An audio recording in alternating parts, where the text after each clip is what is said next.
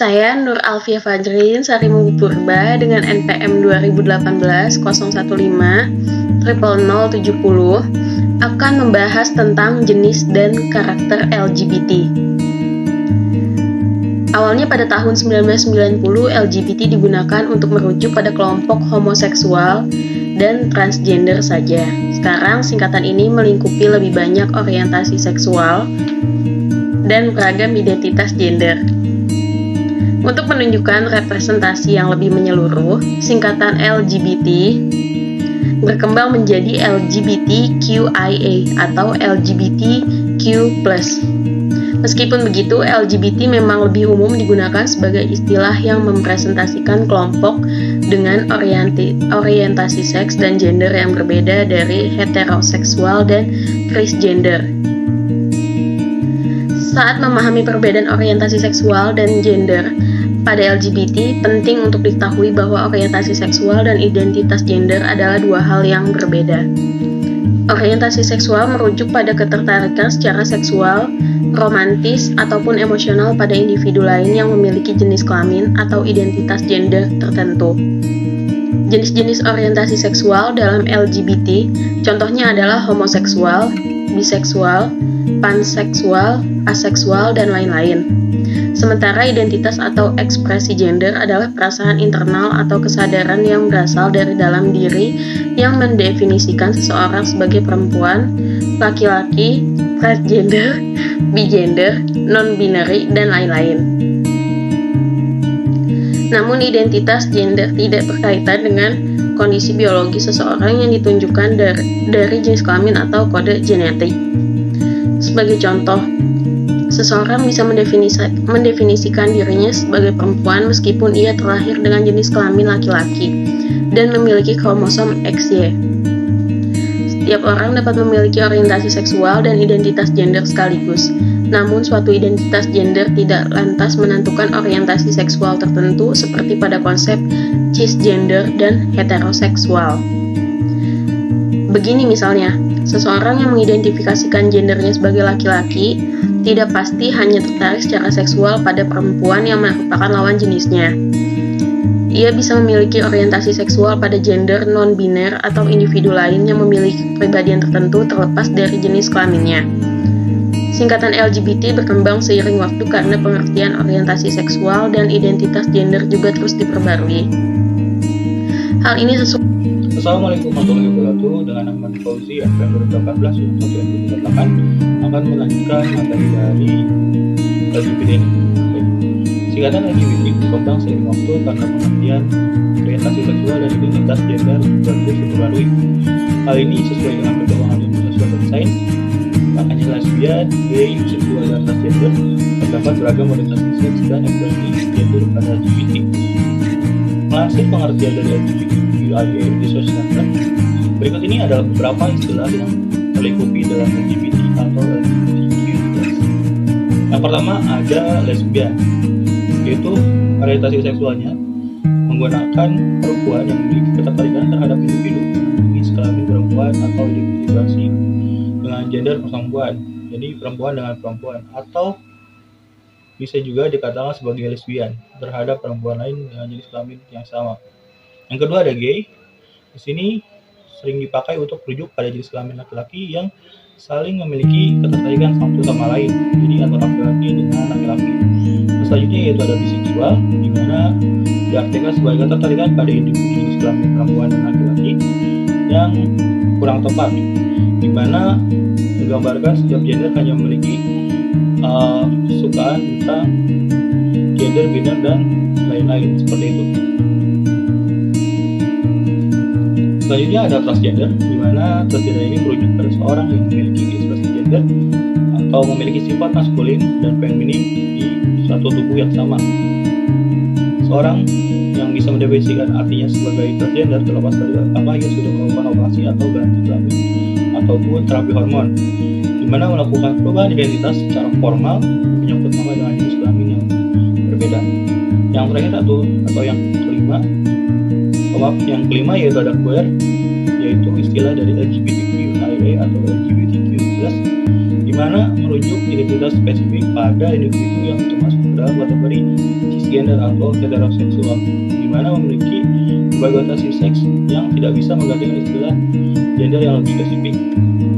Selanjutnya yaitu ada 6+, di mana ada plus singkatan dari LGBTQ+, merangkum dari gender yang tidak memiliki huruf di sebelumnya, yaitu ada terbagi menjadi beberapa golongan, di mana ada non-gender, yaitu seorang yang tidak merujuk pada gender pria atau perempuan. Selanjutnya ada aseksual, di mana tidak memiliki sama sekali ketertarikan kepada orang lain secara romantis. Selanjutnya yaitu ada intersex, di mana merujuk pada orang yang terlahir dengan karakter biologis pada jenis kelamin yang bervariasi. Dan yang terakhir itu ada panseksual, di mana ketertarikan seksual atau romantis emosional pada individual yang memiliki kepribadian tertentu, terlepas apapun gender atau orientasi seksualnya. Sekian dari saya, selanjutnya akan dilanjutkan ke materi berikutnya. Terima kasih. Assalamualaikum warahmatullahi wabarakatuh. Nama saya Bagus Haryanggoro, 2018 015 00044. Saya akan menjelaskan mengenai faktor-faktor penyebab yang membuat orang menjadi LGBT. Yang pertama adalah faktor dari keluarga. Nah, ini adalah terkait dengan pengalaman trauma di masa anak-anak. Contohnya itu dikasari oleh ibu atau ayah, sehingga beranggapan semua pria atau perempuan itu bersikap kasar, bengis, panas, dan juga memungkinkan si anak untuk merasa benci pada orang itu. Nah, predominan dalam pemilihan identitas yaitu melalui hubungan kekeluargaan yang tenggang. Bagi seorang lesbian atau LGBT, pengalaman atau trauma yang dirasakan keluarga atau dalam keluarga oleh wanita ataupun laki-laki saat masa anak-anak itu mengakibatkan trauma yang cukup mendalam bagi anak. Nah, lalu yang kedua ada faktor dari pergaulan dan juga lingkungan. Nah, dalam faktor ini, kebiasaan pergaulan dan lingkungan itu menjadi faktor terbesar penyumbang pada kekacauan dari seksual. Nah, ini yang merupakan salah satu penyebab di mana seorang anggota keluarga tidak menunjukkan kasih sayang pada anaknya. Itu adalah kasih sayang dari orang tua yang tidak dirasakan oleh anak dan tidak memberikan penjelasan tentang seks yang diketahui oleh anak. Nah, keluarga terlalu mengekang anaknya dan juga bapak yang kurang menunjukkan kasih sayang kepada anaknya. Hubungan yang terlalu dekat dengan ibu misalnya sementara renggang dengan bapak, kurang menerima pendidikan agama, dan lain sebagainya. Nah, lalu yang ketiga ada faktor biologis. Nah, dalam faktor biologis ini penelitian telah dilakukan secara terkait dengan genetika, ras, ataupun hormon. Seorang homoseksual memiliki kecenderungan untuk melakukan homoseksual karena mendapat dorongan dari dalam tubuh yang sifatnya menurun atau genetik. Nah, penyimpangan faktor ini terdapat pada laki-laki dan perempuan. Nah, penyimpangan faktor genetika dapat diterapi secara moral dan juga religius. Nah, lalu ada yang keempat, itu adalah faktornya dari moral dan akhlak. Nah, golongan homoseksual ini terjadi karena adanya pergeseran norma-norma susila yang dianut oleh masyarakat, serta semakin menipisnya kontrol sosial yang ada dalam masyarakat. Hal ini disebabkan karena lemahnya iman dan juga pengendalian hawa nafsu, serta banyak rangsangan seksual. Kerapuhan iman seseorang juga dapat menyebabkan segala kejahatan terjadi karena iman yang mampu menjadi benteng paling efektif dalam mengekang penyimpangan seksual. Nah, lalu yang kelima adalah pengetahuan agama yang lemah. Nah, selain kurangnya pengetahuan dan juga pemahaman, pengetahuan agama juga penting, yang merupakan faktor internal yang mempengaruhi terjadinya homoseksual. Ini kenapa agama dan akhlak sangat penting dalam bentuk akal pribadi dan juga kepribadian individu. Pengetahuan agama akan memainkan peran yang penting sebagai benteng pertahanan yang paling ideal dan mendidik diri sendiri untuk membedakan yang mana yang baik dan mana yang sebaliknya, seperti haram dan halal dan lain sebagainya. Nah, faktor lain itu adalah naluri yang sejak kecil, yaitu keinginan untuk menjerubah seorang yang tadinya misalnya dari laki-laki menjadi perempuan atau perempuan menjadi laki-laki. Nah, ini akan menimbulkan sebuah penyimpangan seksual dan perlunya pertahanan diri dari diri sendiri dan juga pertahanan diri dari lingkungan luar. Terima kasih.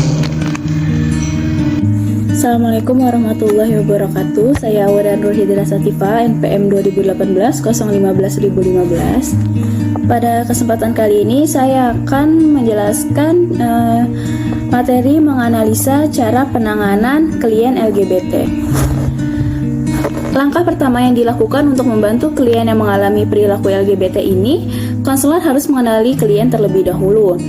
Hal ini dilakukan agar mempermudah dalam memberikan bantuan kepada klien tersebut. Pelaksanaan bantuan berdasarkan hasil wawancara dengan klien bersama konselor. Langkah ini adalah lanjutan dari langkah yang sebelumnya, yakni melaksanakan kemungkinan usaha yang diberikan atau usaha bantuan ya. Pemberian bantuan dilaksanakan secara terus-menerus dan terarah dengan disertai penilaian yang tepat sampai pada saat yang diperkirakan. Pemberian bantuan ini bisa dilakukan melalui layanan konseling individu dengan berbicara langsung kepada klien yang bersangkutan. Selanjutnya ada evaluasi. Berdasarkan hasil wawancara konselor dengan klien, didapat informasi bahwa evaluasi di sini bertujuan untuk mengetahui sejauh mana keberhasilan yang telah dicapai konselor dalam melaksanakan bantuan yang telah dilakukan dalam membantu mengatasi permasalahan klien. Dan juga evaluasi di sini bertujuan untuk menentukan langkah selanjutnya, apakah ada tindak lanjut atau sudah berhasil dalam usaha membantu mengatasi masalah klien ini. Evaluasi ini dilakukan terus-menerus, dilakukan baik selama pemberian bantuan atau sesudah pemberian bantuan. Baik, segitu saja yang bisa saya sampaikan. Kurang lebihnya mohon maaf. Wassalamualaikum warahmatullahi wabarakatuh. Assalamualaikum warahmatullahi wabarakatuh. Saya Devi Aridu Faturko, NPM 20318 Kali ini akan menjelaskan materi mengenai layanan BK yang tepat untuk klien LGBT. Untuk layanan BK sendiri kan ada 10 ya. 10 layanan ini beberapa layanan bisa dipakai untuk klien LGBT disesuaikan dengan kebutuhan klien ya. Misalnya kalau kliennya individu atau personal bisa menggunakan layanan individu atau konseling individu. Selanjutnya bisa menggunakan layanan yang lain, misalkan layanan informasi untuk memberikan informasi mengenai tentang LGBT, tentang AIDS juga sebagai dampak dari perilaku LGBT tersebut. Untuk layanan konseling individu, tahapannya konselor akan mengidentifikasi atau melihat sejauh mana dirinya memahami keadaannya, atau sejauh mana si klien itu memahami keadaan dirinya. Selanjutnya ada menata keyakinan yang irasional. Nah, perilaku LGBT kan irasional ya, menyukai sesama jenis. Nah, pada tahap ini konselor itu diajak untuk memperbaiki keyakinan-keyakinan yang irasional. Selanjutnya ada perbandingan identitas.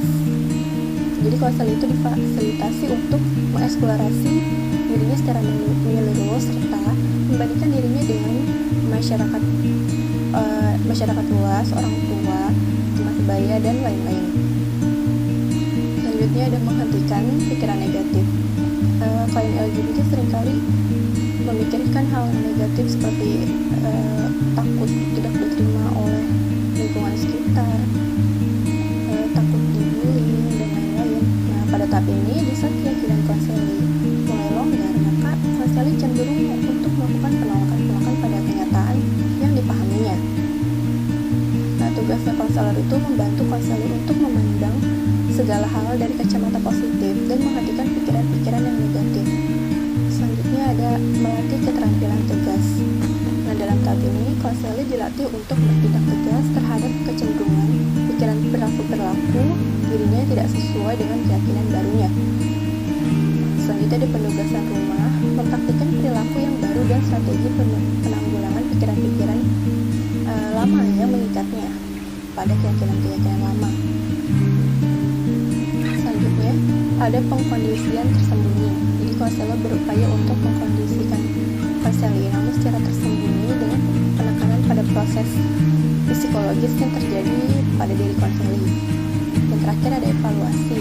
Jadi tahap ini konselor mengevaluasi sejauh mana sih yang konseling individu ini mencapai memberikan perubahan perilaku bagi klien. Selanjutnya ada layanan informasi. Yang tadi sudah saya jelaskan kalau layanan informasi ini diberikan oleh konselor kepada klien untuk memberikan informasi seputar LGBT dan dampak-dampak dari perilaku LGBT. Layanan informasi ini bisa berupa apa saja, misalkan pendidikan seks. Jadi di mana pendidikan seks ini suatu informasi mengenai persoalan seksualitas manusia dengan jelas dan benar. Dan informasi ini juga meliputi informasi terkini pembuahan, kehamilan, sampai kelahiran. Nah, apabila klien sudah diberikan informasi mengenai pendidikan seks oleh konselor, maka klien bisa saja memiliki kesadaran akan pentingnya memahami masalah seksualitas ya. Jadi memiliki kesadaran akan fungsi-fungsi seksualnya. Selanjutnya masalah-masalah seksual juga ia pahami sebagai faktor yang akan ia sadari dari perilaku LGBT-nya. Nah, di layanan informasi ini, jika konselor memberikan pendidikan seks atau informasi mengenai seksualitas kepada klien, ya secara umum seksualitas ini jika orang umum seksualitas, kalau kita bicara seksualitas berarti terbesarnya adalah hubungan seksual atau hubungan seks. Padahal seks itu artinya kan jenis kelamin ya. Jenis kelamin itu yang membedakan antara pria dan wanita. Nah, di layanan informasi ini seksualitas itu menyangkut beberapa hal, antara lain yang berkaitan dengan dimensi biologis seperti peran jenis kelamin, perasaan terhadap seksualitas, dan bagaimana menjalankan fungsi seksualitas sebagai makhluk seksual. Nah, itu tadi untuk layanan informasi dan layanan konseling individu bagi klien LGBT. Masih banyak layanan seperti layanan bimbingan kelompok jika klien LGBT itu berkelompok atau mempunyai masalah yang sama ya. Selanjutnya bisa memakai layanan yang lain seperti konseling kelompok. Ini juga sama seperti bimbingan kelompok. Tujuannya untuk mengataskan masalah dan mencari jalan keluar dengan dinamika kelompok tentang LGBT.